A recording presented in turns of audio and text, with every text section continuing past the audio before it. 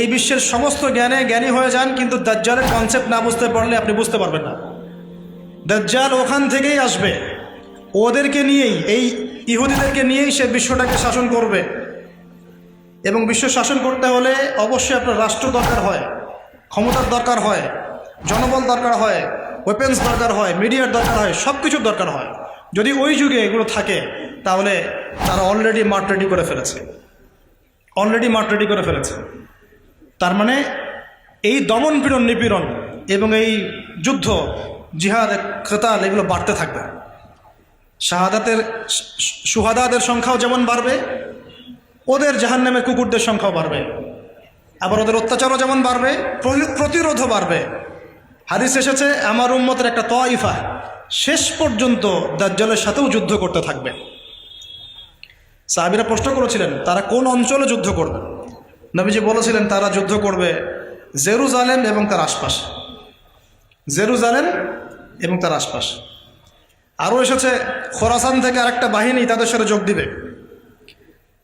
নবীজি বলেছেন পৃথিবীর কোনো সেনাবাহিনী এই সেনাবাহিনীকে পরাজিত করতে পারবে না, এমনকি তারা বাইতুল মুকাদ্দাস আবার জয় করবে। এই পর্যন্ত যাবে।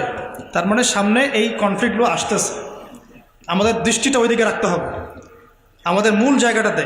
আপনাকে বলে রাখি, শেষ জামানার সবচেয়ে ইম্পর্টেন্ট জায়গা প্যালেস্টাইন।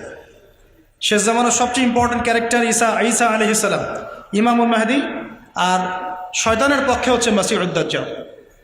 এবং এই জিউসদের দিকে সবসময় চোখ রাখতে হবে, কারণ এরাই তারা যারা মাসিহুদ দাজ্জালকে ফলো করে বিশ্ব শাসন করবে।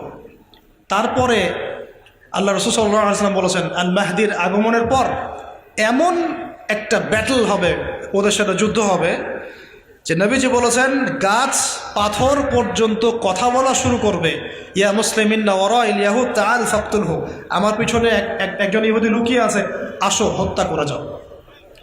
গাছ পাথর পর্যন্ত এই জুলুমগুলো দেখতে দেখতে অতিষ্ঠ হয়ে যাবে, দেখবে ওরাও কথা বলা শুরু করবে ইনশাআল্লাহ। নবীজি বলেছেন মানে এটা বলেছেন হবেই, নবীজি বলেছেন মানে এটা হবেই। কোন নবী বলেছেন? যিনি বনু কাইনুকাকে বের করেছেন, যিনি বনু নাজিরকে বের করেছেন, যিনি বনু কুরাইজার সাথে যুদ্ধ করেছেন, ওই নবী বলেছেন। ওই নবী সাল্লাল্লাহু আলাইহি ওয়াসাল্লাম ইন্তেকালের কয়েকদিন আগে বলে গিয়েছিলেন, এটা জানি না আরব নেতাদেরকে কে বোঝাবে, কে শোনাবে, যে আমার ইন্তেকালের পরে জাজিরাতুল আরব থেকে এই জিউসদেরকে বের করে দিও, তোমরা বের করে দিও। কে বলেছেন? এটা আমি বানিয়ে বললাম? এটা ওমর রাদিয়াল্লাহু আনহু করেন নাই? করেছেন। এটাই সামনের ভবিষ্যৎ। আর ইমামুল মাহদির সাথে যোগ দিবেন ঈসা ইবনে মারিয়াম, কারণ ইমামুল মাহদির যে বাহিনী থাকবে তারা দাজ্জালের সাথে পেরে উঠবে না, তার সাথে পারার মতো ক্ষমতা কারো থাকবে না, সে এত শক্তিশালী হবে। তাই বলে তারা অস্ত্র জমা দিয়ে দিবেন না, ফাইট করতে থাকবে। যখন পেরে উঠবে না, আল্লাহ রাব্বুল আলামিন ঈসা আলাইহিস সালামকে পাঠাবেন। ঈসা ইবনে মারিয়ামের হাতেই দাজ্জালের নিহত হওয়াটা লেখা আছে, এই প্যালেস্টাইনেই, এই বাবে লুদ নামক জায়গায়। ব্যাস, এই হলো পৃথিবীর ফিউচার। তারপরে ঈসা ইবনে মারিয়াম একটা একটা করে জালেমকে হত্যা করবেন ইনশাআল্লাহ। তার হত্যা করতে হবে না, আল্লাহর নবী বলেছেন তার নিঃশ্বাস যতদূর পর্যন্ত যাবে এরা মরতে থাকবে। আবার বলেছ, তার নিঃশ্বাস যতদূর পর্যন্ত যাবে এরা মরতে থাকবে। সর্বশেষ দাজ্জালকে খুঁজতে খুঁজতে খুঁজতে তিনি এই প্যালেস্টাইনের বাবে লুদ নামক জায়গায় পাবেন, সেখানে হত্যা করা হবে। তারপরে 40 বছর, কত বছর? 40 বছর ঈসা আলাইহিস সালাম এই বিশ্বটাকে শাসন করবেন। কত বছর? 40 বছর। ওখানেই সভ্যতা শেষ হবে। তারপরে মানুষ আবার খারাপ হওয়া শুরু করবে, এমন একটা অবস্থা হবে যে মানুষ রাস্তাঘাটে জেনা করছে। আল্লাহ আল্লাহ এই শব্দগুলো বলার মতো একটা মানুষও থাকবে না। এটা কখন হবে? 40 বছরের খেলাফতের পরে, আরও পরে। তার মানে আরও অনেক সময় পরে আছে অবশ্যই, এগুলো সামনে হতে যাচ্ছে। একটা জেনারেশনে খারাপ হতে তো অনেক সময় লাগে, লাগে না? কমপক্ষে 100 বছর লেগে যায় একটা জেনারেশনে খারাপ হতে। আমরা জানি না, আল্লাহু আ'লাম। তবে ঈসা ইবনে মারিয়ামের এই বিশ্ব শাসনের পরে, 40 বছর বিশ্ব শাসনের পর এই অবস্থাটা আসবে। আর ওই কওমের সামনেই পশ্চিম দিক থেকে সূর্য উঠবে, মানে কি কিয়ামত। ব্যাস, তারপরে দ্বিতীয় ফুৎকার, আমরা সবাই উঠে দাঁড়াবো। তারপরে কি? ফামান ইয়া'মাল মিসকালা যাররাতিন খায়রা ইয়ারা ওয়া মান ইয়া'মাল মিসকালা যাররাতিন শাররান ইয়ারা। ব্যাস এই হলো আমাদের ডেস্টিনেশন, গন্তব্য। তো এখন আমাকে বলেন, আপনারাই বলেন, এখন তাহলে আমাদেরকে কোন কোন জায়গাগুলোতে বেশি ফোকাস করা দরকার? ফেসবুক, ইউটিউব, আপোষে গীবত, তহমত, সমালোচনা, ইখতিলাফি মাসলা নিয়ে আমাদের ঝগড়া, ভাইয়ের সম্মানহানি করা, ধুয়ে দেওয়া। ধুয়ে দিলেন, টাইটেলও মাশাআল্লাহ, মানে হচ্ছে ওয়াশিং মেশিন। হ্যাঁ, আমরাও কোনো কোনো জায়গায় দেখি ভিডিও থাম্বনেইল দিয়েছে অগ্নি ঝরা বক্তব্য। কি আগুন ঝরা দিয়ে আসলাম। হ্যাঁ, সকালে মানুষ ভুলে গেছে। কেন এইসব করতে চান?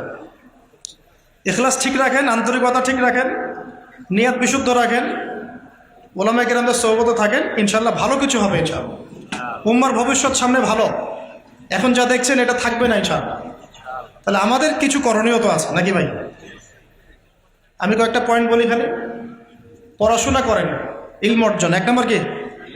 ইলম অর্জন। 2 নম্বর, বারবার বলি এগুলো আমি লেকচার। 2 নম্বর, এলেম অনুযায়ী আমল, এলেম অনুযায়ী। 3 নম্বর, সাহাবিওয়ালা জিন্দেগি, সাহাবিদের মতো জিন্দেগি করার চেষ্টা করতে হবে, আল্লাহ তৌফিক দান করে। 4 নম্বর, হালাল খাইতে হবে, হালাল রিজিক, যেটা এই বিশ্বে খাওয়া খুব টাফ, তারপরেও চেষ্টা থাকবে। 5, আদর্শ পরিবার, আদর্শ ইসলামিক পরিবার। এটা সুযোগ আপনাদের সবার সামনেই আছে, এগুলো করতে আপনাকে কেউ বাধা দিবে না। 6 নম্বর, আমর বিল মারুফ, সৎ কাজে আদেশ। 7, নাহি আনিল মুনকার, অসৎ কাজে নিষেধ। 8 নম্বর, আমরা বিভক্তি বাড়াবো না, ঐক্যবদ্ধ করতে পারি না পারি, উম্মার মধ্যে বিভক্তি বাড়াবো না। 9 নম্বর, আমরা ইসলামের মূল শত্রুদেরকে চিহ্নিত করব, তাদের বিরুদ্ধে আমাদের অবস্থান, মুসলমানদের বিরুদ্ধে আমাদের অবস্থান না, আমরা মূল জায়গায় থাকবো, মূল জায়গা থেকে সরে যাব। 10 নম্বর, আল্লাহ পাক যা দিয়েছেন আপনাকে, জান, মাল, সময়, শ্রম যা দিয়েছেন আল্লাহ পাক আপনাকে, আমাকে, ওইটাকে আল্লাহর রাস্তায় বিলিয়ে দেন ইনশাআল্লাহ। এই কাজগুলো যদি আমরা করতে পারি, আশা করা যায় ভালো কিছুই হবে ইনশাআল্লাহ। আজকে আপনাদেরকে এতটুকু জানালাম নবী সাল্লাল্লাহু আলাইহি ওয়াসাল্লাম কীভাবে দিনটাকে কায়েম করেছেন, তার সুন্নতের পদ্ধতিটা কেমন ছিল, এবং স্পেশালি এই জিউসদের সাথে তিনি কিভাবে পলিটিক্যাল অ্যাফেয়ার্সকে ডিল করেছেন, আর এখন আমরা কি করছি। আচ্ছা, এদের সাথে আমাদের কিছু করার আছে। পয়েন্টগুলো বলি, কেউ করতে পারলে করবে, না করতে পারলে নাই। ওদের সমস্ত পণ্যগুলো ব্যবহার করা বন্ধ করে দেয়। গতকালকে যেখানে লেকচার দিতে গিয়েছিলাম, আমাকে পানি খেতে দিয়েছে, এমন একটা ব্র্যান্ডের পানি দিয়েছে, ওটা ওদেরই। বাসায় যা ইউজ করছি, যা খাচ্ছি, যা পড়ছি, খেয়াল করে দেখেন